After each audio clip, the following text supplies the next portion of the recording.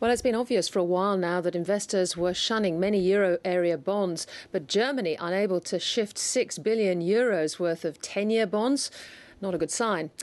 Well, I'm joined now from London by Howard Wheldon, Senior Strategist at BGC Partners.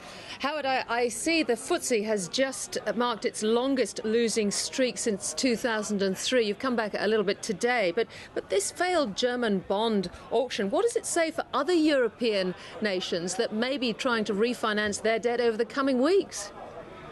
Yes, we don't talk about the smaller nations. Belgium, for example, is another troubled nation. Netherlands, well, they're not so bad. They've managed their affairs pretty well, but it has an effect on all the economies. It doesn't matter, even those who have obeyed the rules, those who haven't got into deficit or into huge piles of debt. They're all troubled. Germany, of course, is but one of them. Germany has managed its affairs, pretty well over the years, but the burden of the rest of the euro area on Germany is not something that is wanted to be tolerated by German politicians. So we are in a mess, and words really, well, what can one say? I guess that's one of the reasons why Angela Merkel was so furious at the Euro Commission's idea of a stability bond, a euro bond that would pool European debts. I mean, she's seeing the Bund yield rising now, and presumably that would mean that she would be paying higher levels from Germany's point of view. I think that's absolutely right. But there's two other things I think we can note here. One is that why on earth would investors go for a 10-year Bund yesterday that they were trying to get away with a yield of 2%? It really was a very, in fact, it's a historically low level.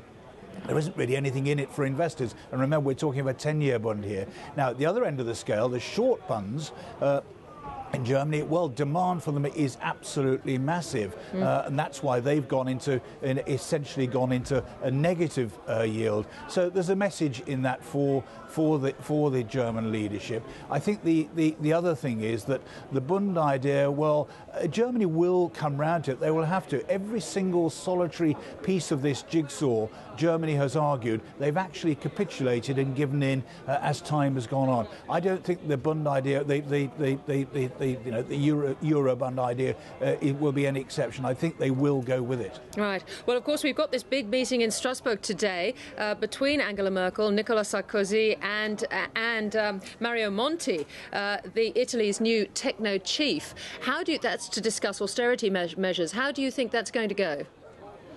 Well, it's interesting because of the big three Eurozone leaders, which we can now call them, one of them is an economist, and that is the Italian leader. That's very, very interesting because it adds a different perspective in terms of the quality of argument. So I think if he can win his way in terms of the economic argument, then he might get the others to come to terms with a new principle of leading us out of this crisis.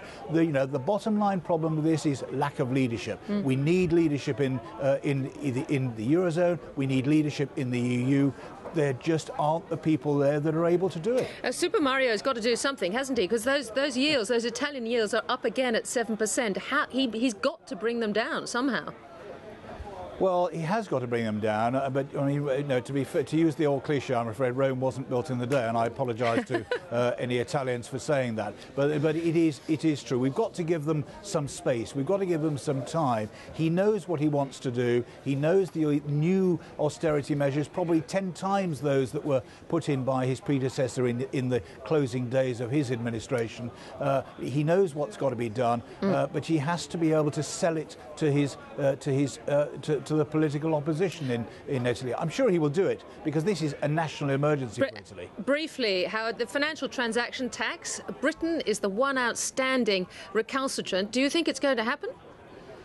No, I don't. I don't think it certainly won't happen in Britain, and it certainly, I don't believe, will happen in the EU. It's out of place. It's out of time. It's the wrong thing to be doing at this stage. There are far more important issues to solve. The voice of the city, Howard Wheldon. Thank you very much indeed.